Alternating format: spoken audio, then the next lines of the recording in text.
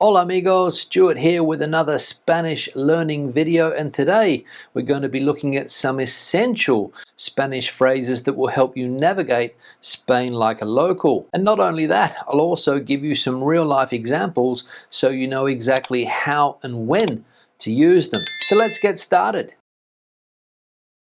Now, when in Spain, you might be out and about shopping, you might be at a restaurant, you might be at a bar, and you need to ask the price of something. Now, the simplest way to do this is by using the expression cuánto es. For example, you're in a shop and you want to buy a t-shirt and you want to know how much that t-shirt costs, then you would ask cuánto es esta camiseta? Cuánto es esta camiseta? Another example, you're in Madrid and you want to travel to Barcelona by train and you want to know how much the ticket costs, you would say ¿Cuánto es el billete de tren a Barcelona? ¿Cuánto es el billete de tren a Barcelona? How much is the train ticket to Barcelona? Another example, you're doing some sightseeing, you're at a museum, but you want to know how much it costs to get into the museum, you would say Disculpe, ¿cuánto es la entrada al museo?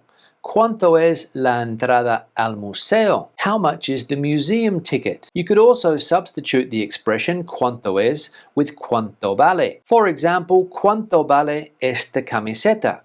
¿Cuánto vale esta camiseta? How much is this t-shirt? ¿Cuánto vale esta camiseta?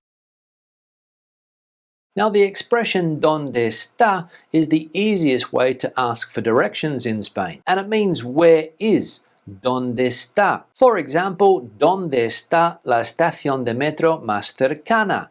¿Dónde está la estación de metro más cercana? Where is the nearest metro station? Or you're looking for the nearest supermarket. ¿Dónde está el supermercado más cercano? ¿Dónde está el supermercado más cercano? Where is the nearest supermarket? Or you want the nearest pharmacy. ¿Dónde está la farmacia más cercana? ¿Dónde está la farmacia más cercana? Where is the nearest pharmacy? But you could also substitute ¿Dónde está? For estoy buscando. I'm looking for. For example, por favor, estoy buscando un supermercado. Por favor, estoy buscando un supermercado. Excuse me, I'm looking for a supermarket. Or you're looking for a nice place to eat some tapas. Here in Spain, you would say, por favor, estoy buscando un buen sitio de tapas. Por favor, estoy buscando un buen sitio de tapas. And hopefully the person you ask will point you in the right direction. Now, it's always a good idea to know if the establishment that you are in accepts cash or card or both. For example, if you want to pay in cash, you would say ¿Se puede pagar con efectivo? ¿Se puede pagar con efectivo? Can I pay in cash? Or if you want to pay by card, por favor, ¿se puede pagar con tarjeta?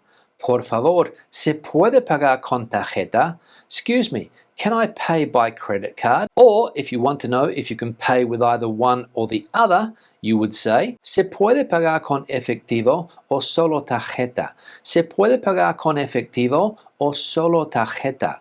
And that means, can I pay by cash or do you only accept card? And the person will most likely say, ¿Se puede pagar de las dos formas? You can pay both ways. Se puede pagar de las dos formas. Now, if you are planning on visiting Spain or planning on moving to Spain, or even if you're living in Spain and you want to practice these expressions with a native speaker of Spanish, one of the best ways to do this is with the online language learning platform italki. Italki is an online learning platform where you can take personalized one-on-one lessons with native speaking teachers anytime, anywhere. And because it's just you and the teacher, you really focus on your speaking and listening skills as well as increasing your confidence through live interactions. With over 30,000 teachers to choose from, it can be a little overwhelming, but italki has made it easy to find the right teacher for you.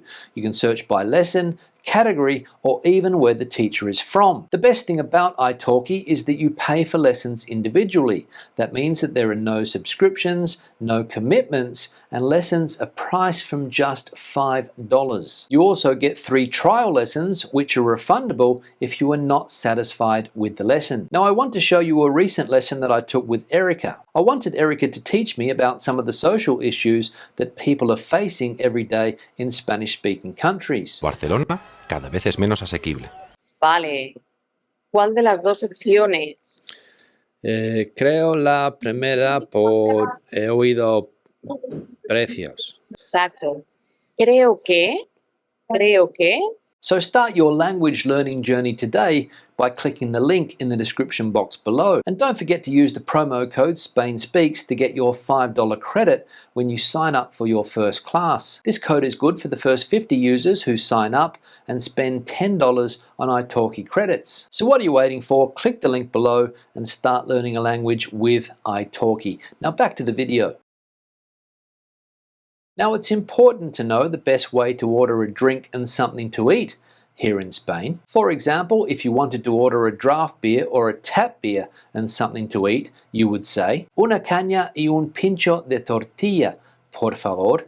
Una caña y un pincho de tortilla, por favor. And this would get you a small glass of beer and a small serving of Spanish omelette. And if you want to order for more than one person, you would say dos cañas y dos pinchos de tortilla, por favor, or tres cañas y tres pinchos de tortilla, por favor. 2 or 3 beers and 2 or 3 servings of Spanish omelette. And if you want to order 2 different things in a bar, for example, you would like a glass of beer and the person you are with would like a glass of red wine, you would say para mí una caña y para él o ella una copa de vino tinto, por favor. I would like a glass of beer and they would like a glass of red wine. Para mí una caña y para él o ella, he or she, una copa de vino tinto, por favor. Now it's also important to know a polite way to say no if somebody is trying to sell you something that you don't want to buy. And the expression we would use here is voy a pensarlo, which means that you're going to think about it, but you probably won't buy it. For example, you're in a shop looking at something to buy, but you're not sure if you want to buy it or not. You would say, voy a pensarlo y vuelvo más tarde. I'm going to think about it and come back later. The same situation, and the salesperson asks you if you're going to buy the product, but you're not sure. You would say gracias, pero voy a pensarlo, which means thanks, but I'll think about it. Or if you're looking to buy a product but you have seen it at a cheaper price in another shop, you would say, déjame pensarlo, por favor, estoy mirando otras opciones. Which means, let me think about it, please, I'm looking at other options. Déjame pensarlo, por favor, estoy mirando otras opciones. Now, this expression is really important for getting the best lunch deal. For example, you walk into a restaurant and you want to know if they have a set menu of the day, you would ask, ¿Hay menú del día hoy? ¿Hay menú del día hoy? Which means, do you have a set menu today? And they would either reply, sí, tenemos menú, or no, no tenemos menú del día. If you want to know what is included in the set menu, you would ask, ¿Qué incluye el menú del día? ¿Qué incluye el menú del día? Which means, what does the set menu include? If you want to know if the set menu includes a drink, you would ask, ¿El menú del día incluye bebida? ¿El menú del día incluye bebida? Does the set meal include a drink? If you want to know how much it costs, you would ask, ¿Cuánto cuesta el menú del día? ¿Cuánto cuesta el menú del día? Or you could say, ¿Cuánto es el menú del día? How much does the set menu cost? And if you want to know if you can swap the dessert for coffee in the set menu, you would ask, ¿Puedo cambiar el postre por café? ¿Puedo cambiar el postre por café? Can I swap the dessert for coffee? ¿Puedo cambiar el postre por café? Now the best way to ask for assistance here in Spain is with the expression ¿Podría ayudarme, por favor? ¿Podría ayudarme, por favor. Let's say, for example, you're at the hotel, you've got 2 or 3 suitcases, and you need some help taking them up to your room. You would say, ¿Podría ayudarme con las maletas, por favor? ¿Podría ayudarme con las maletas, por favor? Could you help me with my suitcases, please? Or another example, you're leaving the restaurant and you would like them to call you a taxi. You would say, ¿Podría llamarme un taxi, por favor? ¿Podría llamarme un taxi, por favor? Could you call me a taxi, please? Now these expressions are very common nowadays, asking about Wi-Fi. For example, you walk into a coffee shop and you would like to connect to the Wi-Fi. You would say, Disculpe, ¿hay Wi-Fi aquí? Disculpe, ¿hay Wi-Fi aquí? Which means, excuse me, is there Wi-Fi here? Another example, you're now connected to the Wi-Fi, but you need a password. You would say, ¿Cuál es la contraseña del Wi-Fi, por favor? ¿Cuál es la contraseña del Wi-Fi, por favor? Which means, could you please tell me what the Wi-Fi password is? ¿Cuál es la contraseña del Wi-Fi, por favor? Now this expression is important when it comes to choosing where to sit at a restaurant, whether you want to sit inside or outside. For example, it's a lovely spring day here in Spain and you would like to sit outside and have your meal. You would say, Podemos sentarnos fuera, hace buen tiempo.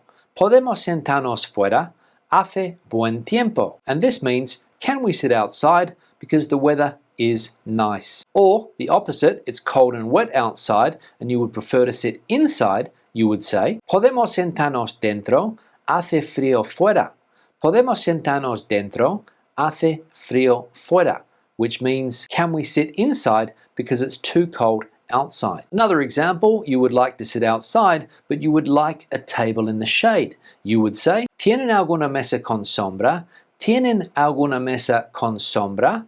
Do you have a table in the shade? So there you go, some essential Spanish expressions with real-life examples to help you navigate Spain like a local. Let me know which one you think will be the most useful and which one you will use the most in the comment section below. And don't forget to hit that like button and subscribe to the channel for more Spanish learning videos and travel tips. I'll see you in the next one. Hasta luego from Spain.